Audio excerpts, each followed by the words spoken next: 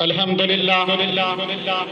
لله وكفى وسلام على عباده الذين اصطفى أما بعد فأعوذ بالله من الشيطان الرجيم بسم الله الرحمن الرحيم أشداء على الكفار رحماء بينهم وقال النبي صلى الله عليه وسلم اللهم أعز الإسلام بعمر بن الخطاب أو كما قال عليه الصلاة والسلام صدق الله وصدق رسوله النبي الكريم جب تک چڑھے گا سورج اجالا نہ جائے گا، جب تک چڑھے گا سورج اجالا نہ جائے گا، فلک پہ نجوم تابا کا حالا نہ جائے گا۔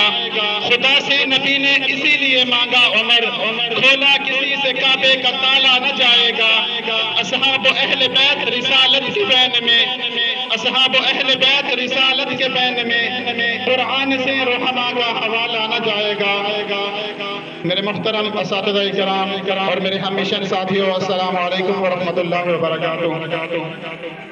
آج میں جس موضوع پر لفظ کشائی کرنا چاہتا ہوں وہ بڑا ہی اہم، بڑا ہی اعظم، بڑا ہی اشرف، بڑا ہی اکرم، بڑا ہی اعلیٰ اور بالا ہے جو کہ شان سیدنا عمر فاروق رضی اللہ تعالی عنہ کی شان سے معنون ہے۔ سامعین محترم، پیارے آقا علیہ السلام نے دعا کی اللہم اعز الاسلام بعمر بن الخطاب۔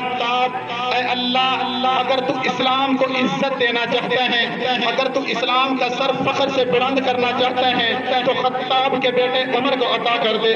سامعین محترم، آپ مجھے بتائیے، پیارے آقا علیہ السلام نے دعا کی اللہم اعز الاسلام بعمر بن الخطاب۔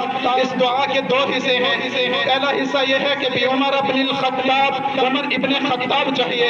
دوسرا حصہ یہ ہے اعز الاسلام، اسلام کی عزت کے لیے چاہیے۔ جب عمر ابن خطاب ملے تو یہ کیسے ممکن ہے، یہ کیسے ہو سکتا ہے کہ عمر ابن خطاب اسلام لائے اور اسلام کو عزت نہ ملے؟ پیارے آقا علیہ السلام صحابہ کی مجلس میں تشریف لے گئے، صحابہ سے فرمایا میرے پیارے صحابہ، ہر امت میں ایک محدث ہوتا ہے، ایک ہوتا ہے محدث حدیث پہ عبور رکھنے والا، ایک محدث ہوتا ہے اور میری امت کا محدث حضرت عمر فاروق رضی اللہ تعالی عنہ ہے۔ اور محدث وہ ہوتا ہے جس کی زبان پہ رب بولتا ہو۔ پیارے آقا فرماتے ہیں انت لسان اللہ، اے عمر تو تو رب کی زبان ہے۔ کیا کہنے ہیں حضرت عمر فاروق کے؟ حضرت عمر فاروق رضی اللہ تعالی عنہ اسلام کی ایسی عزت ہے، اسلام کی ایسی عظمت ہے، میں اس پر حضرت علی رضی اللہ تعالی عنہ کا قول پیش کرنے لگا ہوں۔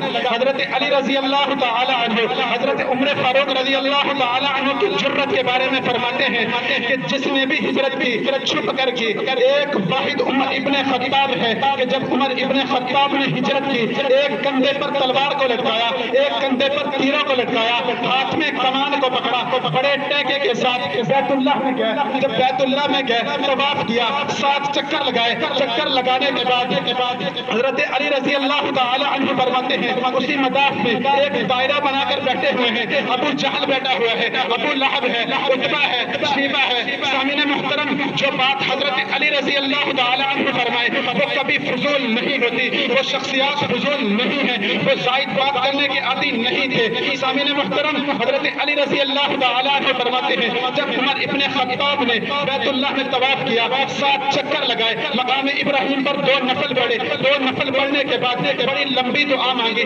دعا مانگنے کے بعد حضرت علی رضی اللہ تعالی عنہ فرماتے ہیں کہ جب عمر ابن خطاب اس دائرے کے پاس آئے، اس مداف کے پاس آ کر ایک کا نام لیتے ہوئے کہا اوے ابو جہل، اوے ابو لہب، اوے عتبہ، اوے شیبہ، سنو میں کسی کے ڈر سے ہجرت نہیں کر رہا، میں تو ایک رب کے حکم سے ہجرت کر رہا ہوں۔